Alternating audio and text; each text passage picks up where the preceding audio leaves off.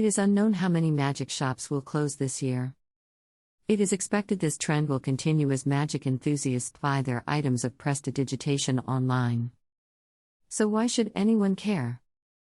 Because once you enter one of these magic shops, and are greeted by the friendly magician, the guy behind the counter, you are swept away into a world of joyous fascination. There are locals, sitting around tables performing their version of the magic trick you just bought, and are glad to help you learn. After about an hour, or so, you begin to sense there is much more going on in this place than just selling magic tricks. You recognize there is a special bond, sort of camaraderie among the patrons.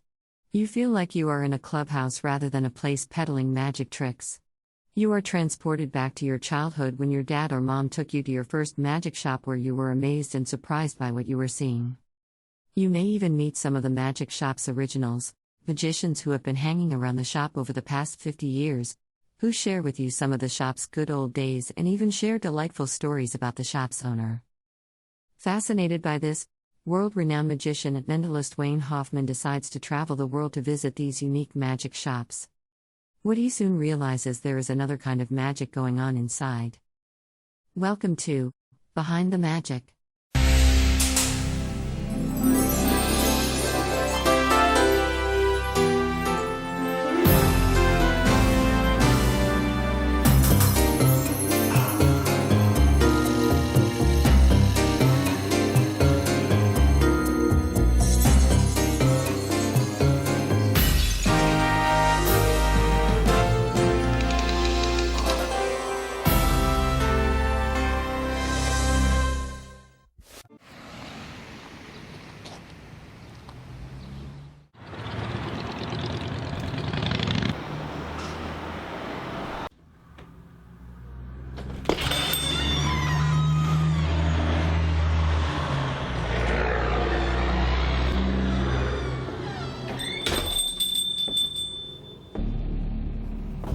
Hello?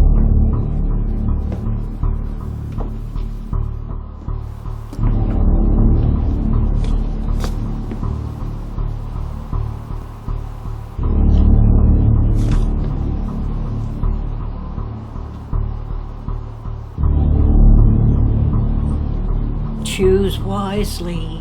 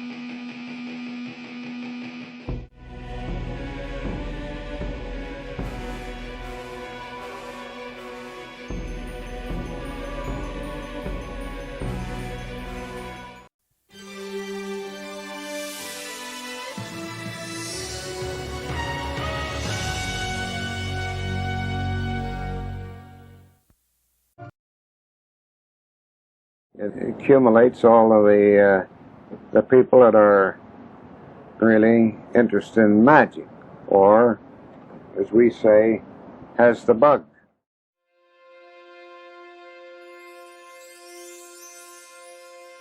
Hidden within the city of Reading, Pennsylvania, there lies a shop. This is far from your ordinary shop, however. This shop has been creating wonder and amazement for 8 decades. From those who have been going there half their lives, to those experiencing its charm for the very first time, they can't help but feel at home. This is the Mingus Magic Shop. This is Wayne. Hello. We'll get back to him in a few minutes. Oh. Okay. Because this story starts all the way back in the 19th century. I've been in the entertaining business for about 50 years. Leroy Herbert Mingus was born in February of 1896 in Luzerne County, Pennsylvania. Like most boys growing up, Leroy had many hobbies and interests, but there was one that would never go away: magic. It wasn't until after briefly serving in the United States Army during World War I that Leroy attended a local performance by famed magician Howard Thurston.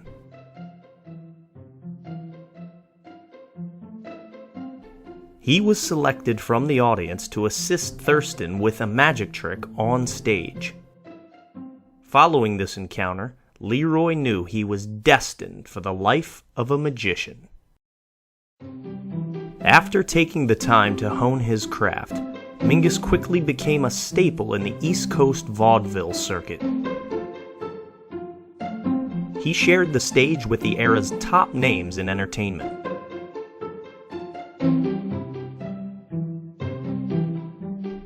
Mingus would go on to befriend master magician Harry Blackstone Sr. The two would write and visit together whenever their paths crossed. It was also in 1938 that Mingus joined the business world when he decided to open the Mingus Magic Shop. My business at one time was at 408 Penn Avenue, West Reading. Actually, you couldn't find the shop. It was somewhat hidden. First off, it was in the basement, and he really didn't advertise. I mean, there was no flashing sign out, magic here or advertisement. So it was kind of like you had to know to go there and where to go. You'd walk down those steps, and on the cement wall was a mural of a magician in black tails and top hat, white gloves. It was just a little hole in the wall. He didn't have much stuff to sell. It was mostly just a little rack of magic tricks. Going down into his shop and having all of the paraphernalia around, and it was just a young boy just in awe. And out comes this bigger than life young man, Mr. Mingus. I was intrigued the first time I went there because Leroy Mingus, and I thought, well, Mingus couldn't possibly be his last name because that is a magic name, Mingus. But I found out it was, and he was really the nicest man. He really was. Due to Leroy's friendly and welcoming personality, the shop quickly became a popular hangout for magicians of all ages and skill levels. It became so popular that it led Mingus to form the Mingus Magic Club, associated with the International Brotherhood of Magicians, a club that still meets to this day.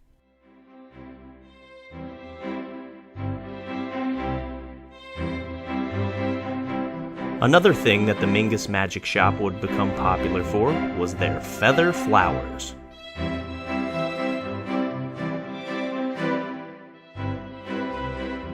What I bought from him was feather flowers. And I just liked the beauty of the flowers. I liked what he had him do different tricks, appear, disappear, wilt. He had the petunias. He'd sit there and talk to you, make the flowers taping or soldering or wherever, It was fun to watch him make the flowers. His fingers always had the colors of all the feathers on them because he was always making the feather tricks with them. Because of the work he did with the oils and the feathers, his hands were always dirty. And when the dove appeared, the white dove, the breast of the dove was always black. And it was kind of comical. Mingus Feather Flowers even went as far as appearing on several hit TV shows such as Happy Days, Perfect Strangers, The Incredible Hulk, and The Love Boat.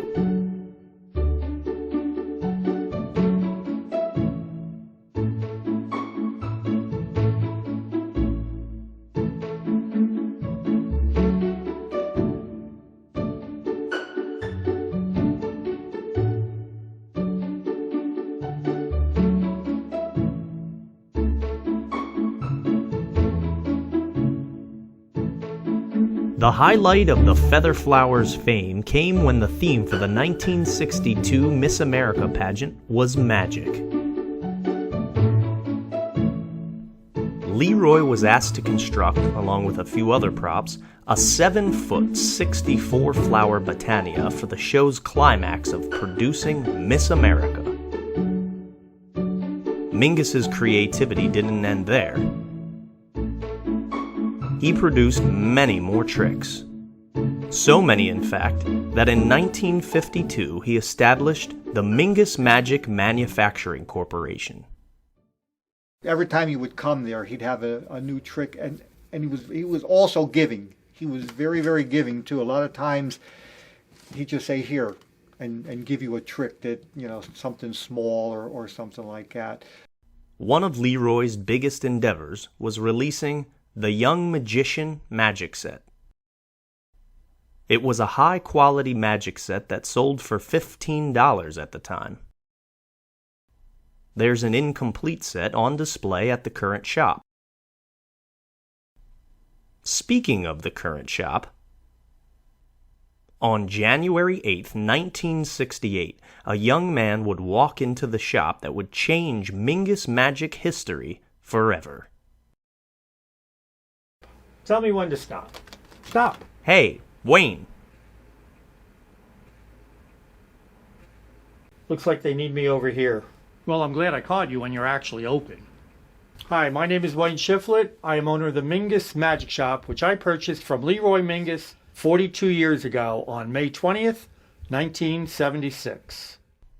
Little did Wayne know that over the next 50 years he would change the magic world with his influence.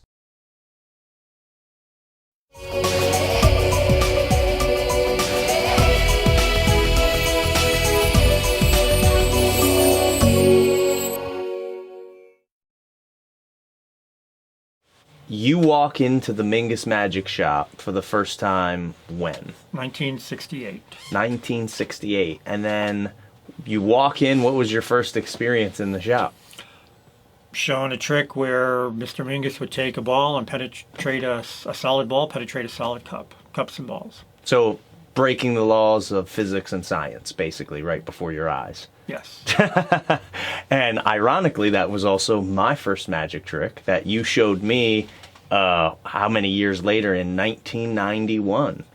So it all comes back around the horns. My version of cups and balls is taught to me by Leroy Mingus 50 years ago. It's done with 3 balls and 3 cups.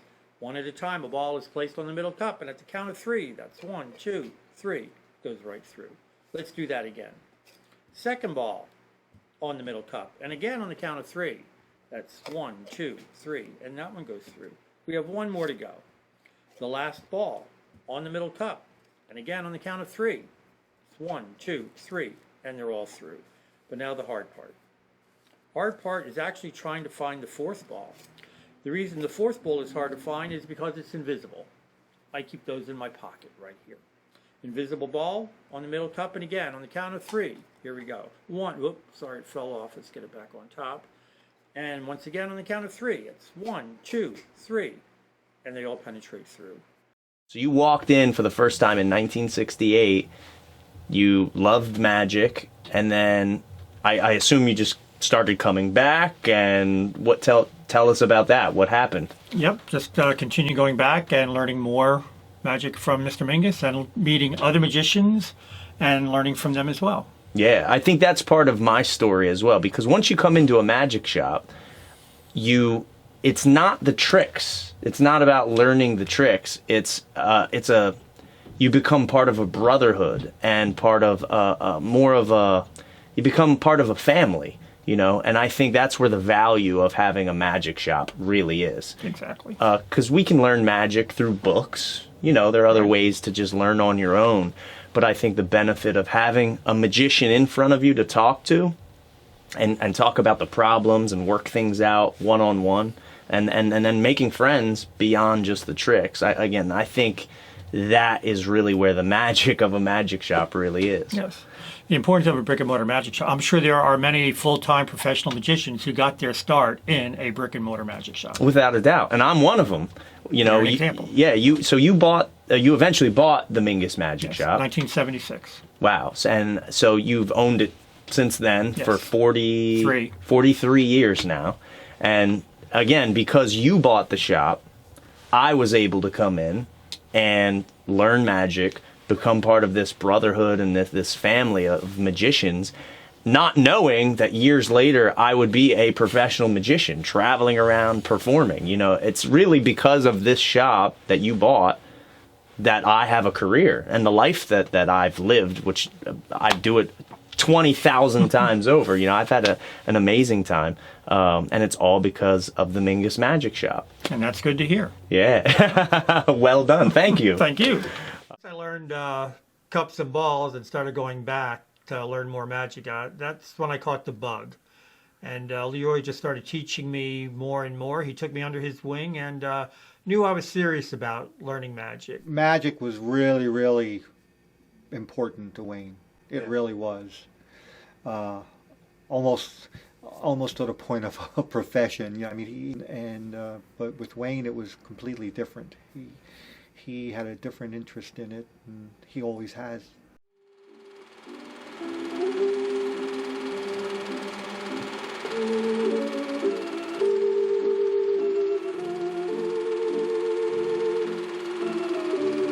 My son Wayne doing his magic again. In addition to helping around the shop, Wayne would also assist Leroy in his performances. Our ring did a banquet every year at the Goodwill Fire Company, and that particular year Leroy was on the show as a Chinese magician, and his Chinese magic name was Li Ming, from Leroy Mingus. And my cousin Chris was his assistant. My aunt Anna, which was Chris's mother, was also his assistant, and I was his assistant. In 1975, Leroy required heart bypass surgery. Unfortunately, he refused to do the recommended therapy, resulting in the necessary amputation of his leg. Every day for the next 3 years, Leroy would go to the shop and continue to produce the wonderful feather flowers he was known for, up until almost the day he died.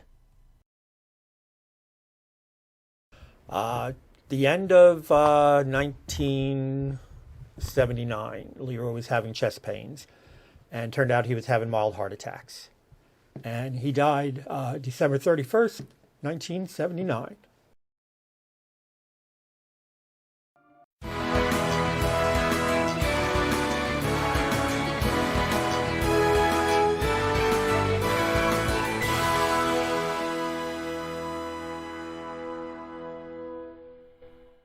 Mr. Mingus not only taught me how to perform, but also gives me advice on how to handle yourself on stage and deal with the public.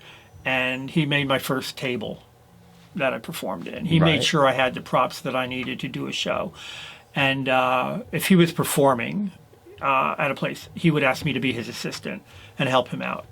And there's a few other magicians that asked me to help them out on other instances, for example.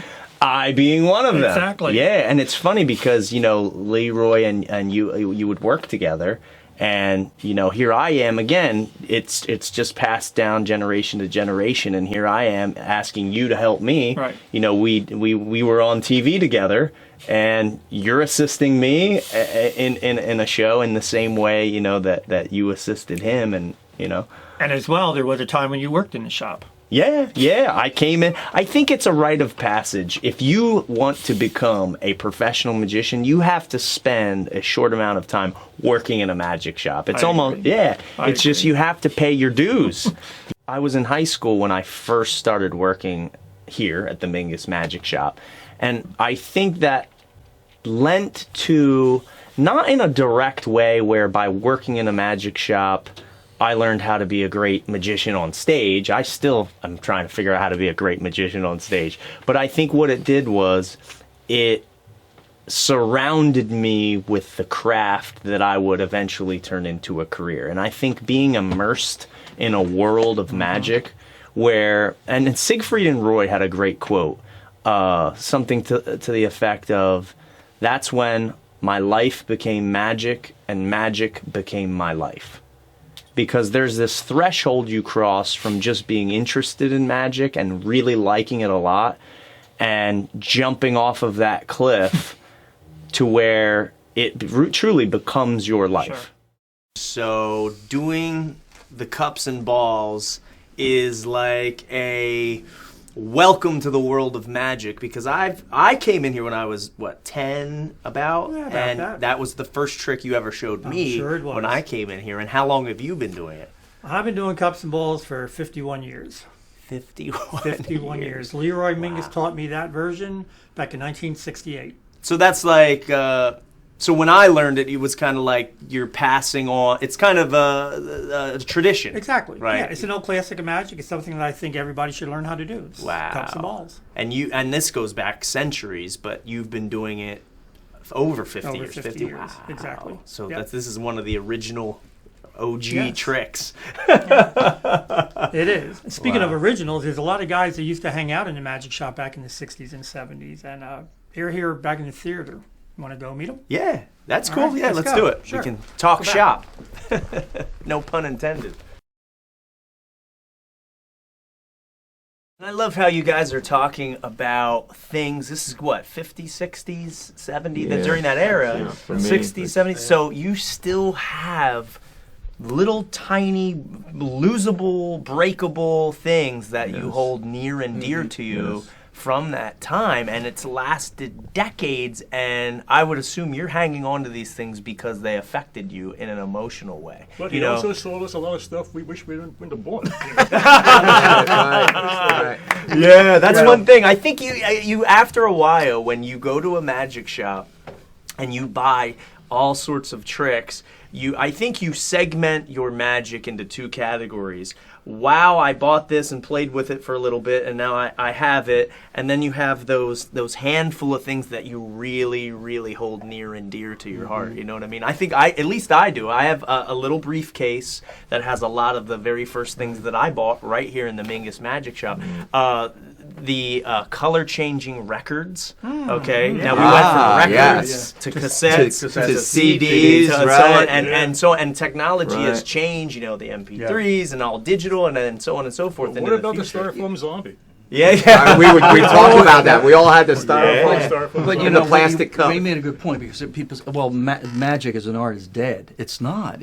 Actually, it's really picked up with America's Got Talent. Well, people you like know magic. that. We're on America's Got Talent. Yeah, I think magic evolves with the times, because for an era, I think in the 1990s, CD magic was all the rage, where you would make CDs appear and change color and all that. And of course, that's such an ancient technology now, you know what I mean? And so you have to stay with the times, you know, and then when smartphones came out, you know, you have to, you start to innovate and change. So I think magic is an ever-changing art. Evolving. And an evolving art that you just don't see the same things. People might take that as a dying art because they don't see the old things. You're right, because we're updating and changing things, you know? So yeah, it's a funny world. Same trick in a new way, kind of thing. It's still remarkable to see some of the young, just card manipulation. I mean, you know how it's done, but yet you see it, and it's like, wow. It's incredible. Some of the young people today. And the coins. Yeah. I'm obviously, you were here in the early days of the shop, and I'm hearing all about, you know, the things that were going on and the tricks he sold and all that. Now, I've been coming here, you know, since I was a 10-year-old, which is a long time, and I know the history of the shop from my era coming forward. And one of the things that I know, at least it seems to be the big thing that Leroy Mingus and this shop in particular was known for, are the feather flowers. Was that Leroy's big trick? That was it. Yep. Feather flowers. He manufactured feather flowers and sold them all over the country. That's what the Mingus name is known for. feather flowers. Cool. And I think everybody at home would know things about feather flowers. They might not know they're made of feathers, but to make a bouquet of feathers appear is a real well-known magic trick. Yep. Cool. And Leroy taught me that when I first started going into a shop. Wow. So, and we still make them right in the back room. Wow.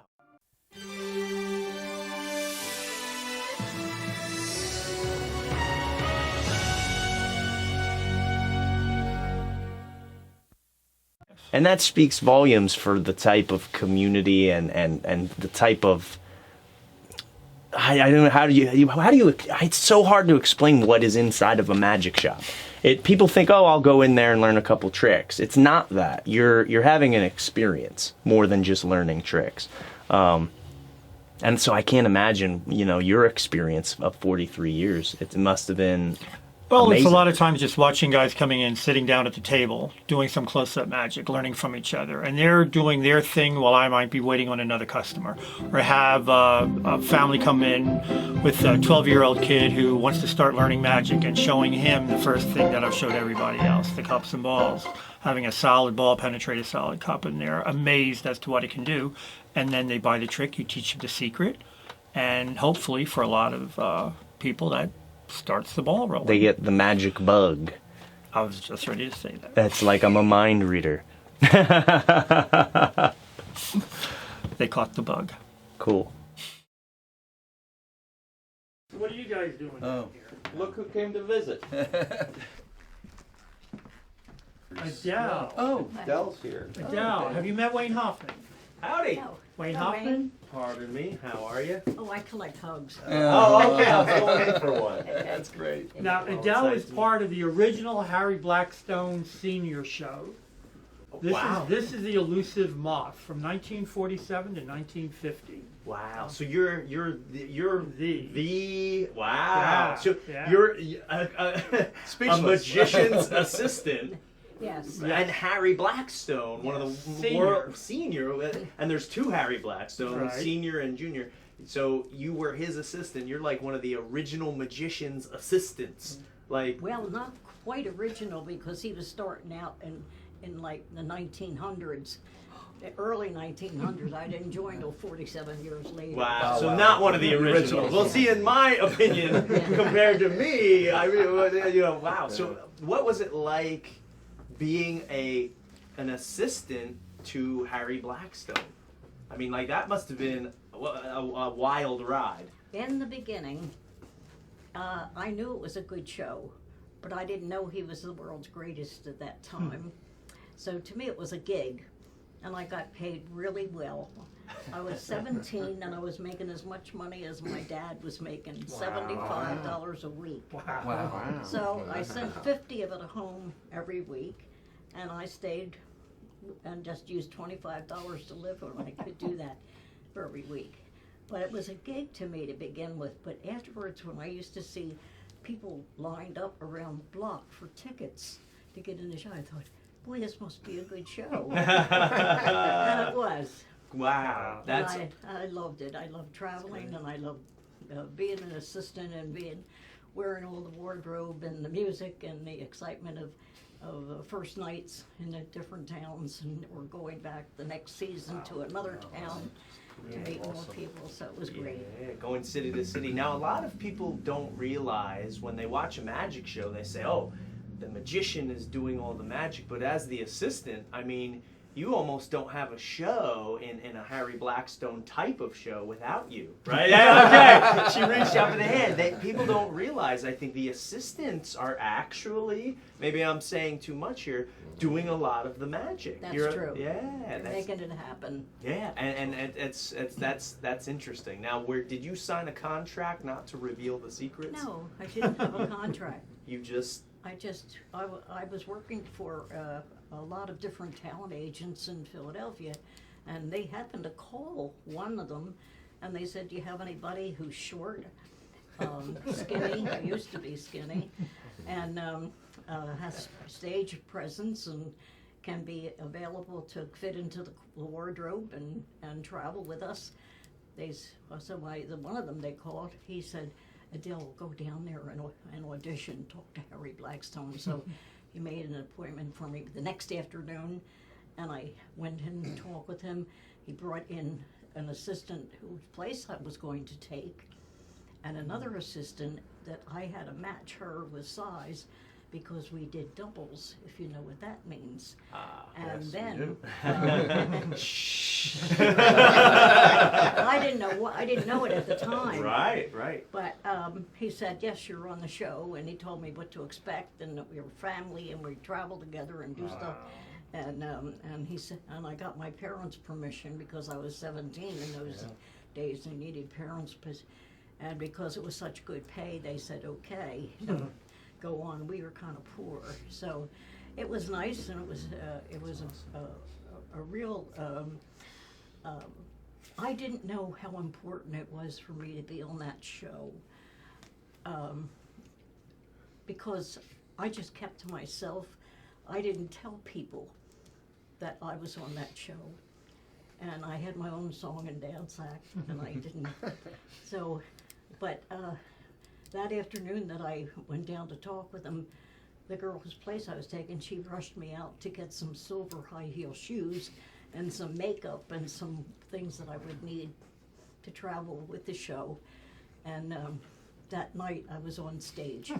You know, this is interesting because you jumped right into a magic show, and you hadn't had any experience in magic prior No, to I that. saw one or two magicians in my song and dance act at nightclubs and theaters, but I never saw a show. And now here you're playing one of the most well-known shows in magic history. And it's funny because the story that you're telling me kind of rings in a personal way for me, because that's how I met my wife. She was hired to be in my show in Atlantic City, and I had never met her, and a producer hired her.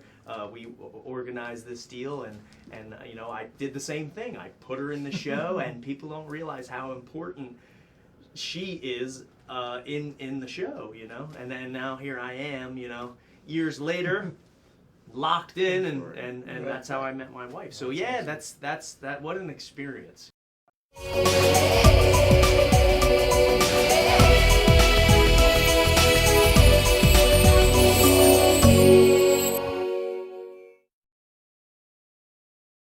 Walking into a magic shop, having a place to go, and it kind of, what a magic shop does, in my opinion, is it gives the visitor permission to live in a world of magic. It personifies magic. There's a guy behind a counter, you know, who shows you that this is something you can learn, and that it's okay, and it's not a secret craft, and it's not witchcraft, and this is something you can go to a place, and it's giving yourself permission to, like I said, live in magic. The Mingus Mini Vaudeville Theater is the perfect venue for all the events the shop hosts.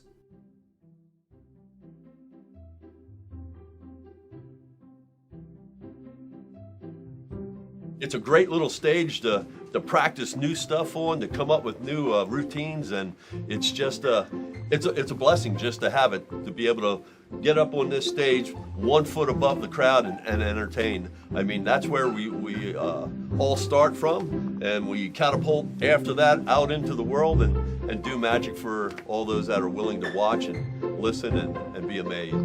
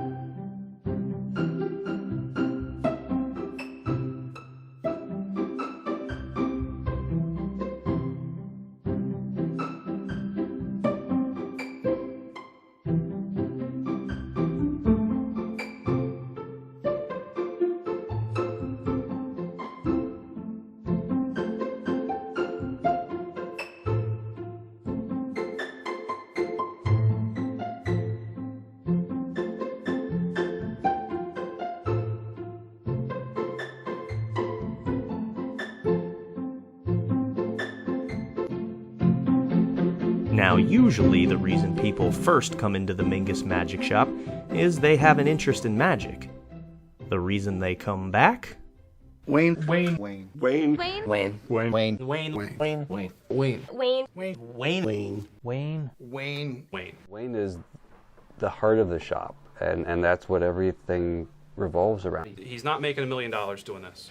You know, there's no way. But he's having a lot of fun, and without him, none of this would happen. We wouldn't have, you know, conventions and clubs and people and things to do if it weren't for Wayne. It starts with Wayne. It ends with Wayne. If we could all be a little bit more Wayne-like, I think the world would be a better place. We'd all have a better understanding of each other. You know, there's no more compassionate person that I know. You know, so if I could take anything away from here, other than magic, it's the leadership that Wayne exudes here in the shop. The relationships formed at the shop are strong, and sometimes are very much so needed. Some of the things that touched me the most about being in this club is our work with Alex's Lemonade Stand. I don't want to get into too many of the details of it because I wouldn't be able to get through it on video, but you know, we had a club member a number of years ago who had a daughter who was ill, and as a club we looked at each other and said, what do we know how to do? You know, we don't know how to do much, but collectively we know how to do a lot, right? So we said, let's have a show. Let's do a show. Let's give them money because they were helping their daughter with cancer, so you know, they were missing a lot of work and stuff like that. So we said, let's just do a show, raise money, whatever money we get, we're going to give to the family. You know, sadly, we didn't get to that point. We weren't able to hold the show before ultimately she passed. So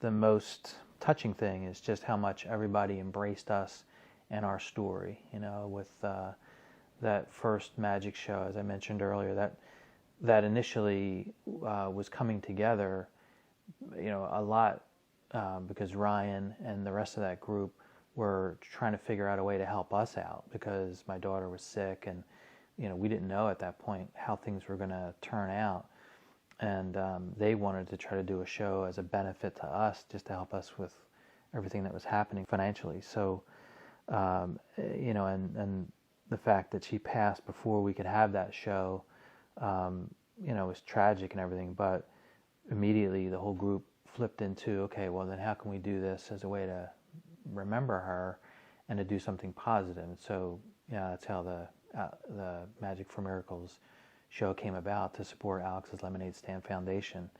And there's nothing that you can express to really convey how much it touches your heart to know that there are people like that, you know, that are willing to put that amount of time and take something on and make it, you know, their own and really run with it. So that's been pretty amazing.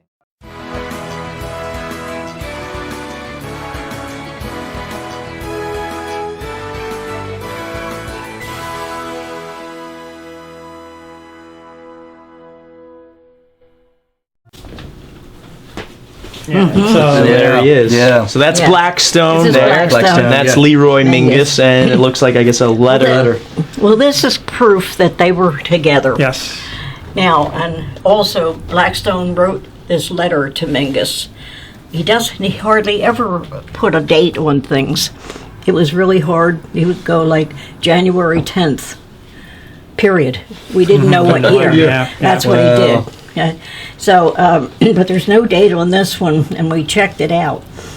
And he mentioned the name Mummy. Now, let me tell you, Blackstone knew hundreds and hundreds of people when he was on the road. When I was with the show, 1947, my first year, the second year, 48, we played the Raja Theater in Reading. And that they were one-nighters, but it was we were here. Mm-hmm. It was marvelous. So Blackstone had a lot of friends, and he would always, after the show, in fact, he hired one guy to be the assistant on the show just to drive him. Wow. And he was an assistant, but he also drove Sure. because Blackstone really didn't drive his car. He just had somebody else do it. Yeah. So I'm sure that Mingus and Blackstone were together. But he mentions about a mummy. Now, Blackstone, when I joined the show, had a mummy, and it was an empty mummy case that was rolled out on the stage and then opened up, and there was nobody in there, nothing. So he would close it, and he would open it up, and there was a mummy in there. And he took the mummy out, and he would dance with the mummy on stage. And then he would put the mummy back in and turn it around, open it up, and it's a girl inside in a beautiful white gown or an Egyptian costume or something. But he did have a mummy in his show. That might be the reference, yeah. So they must have had some conversation about the mummy, and that's... Well, I'm sure they did. Yeah. So what does it exactly say? Okay, the letter reads, "Live, laugh, and love. There will come a day when you will break your wand. Remember, the mummy hasn't had any fun for more than 5,000 years." And I never knew what the mummy reference was to until today. And I can vouch for it. That is definitely Blackstone's signature. There you go. That's awesome. Was the mummy a real person when he danced with it on stage? Pardon me? When he danced with the mummy, was that a real person? Or was it just No, it was a mummy. It was just something figure. that would made of cloth and thread and stuff, and with a skull, with a skull on it for the face. Wow. And he would dance with her just a couple of steps. Not much. And now, how Wayne? You own this, I assume. Yes. And for how long have you had this? Since I bought the shop in 1976. Wow, and you never knew what that reference was until today. Exactly. Wow. Yeah. Well, thank you for filling us in on that. That's great. Thank you, Adele. Yeah. You're a wealth of information. Magic behind the magic, I guess. Huh? Exactly. Behind the magic. That's awesome.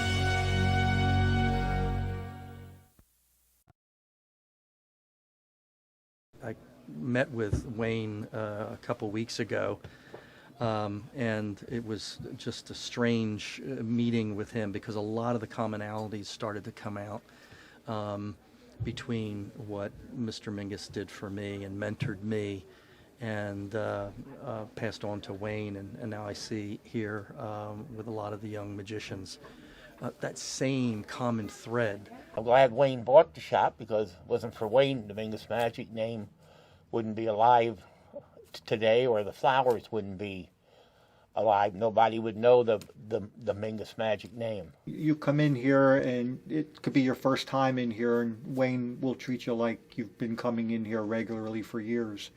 And that's how Leroy was.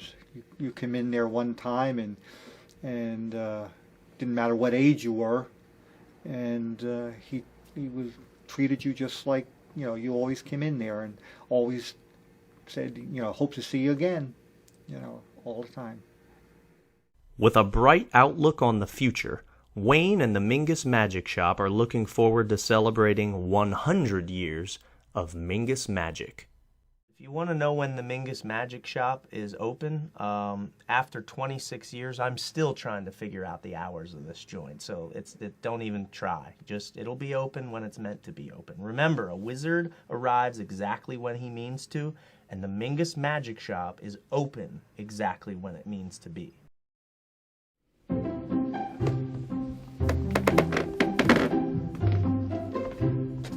You still here?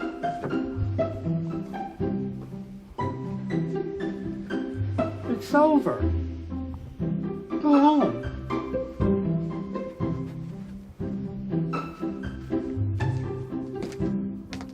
Go.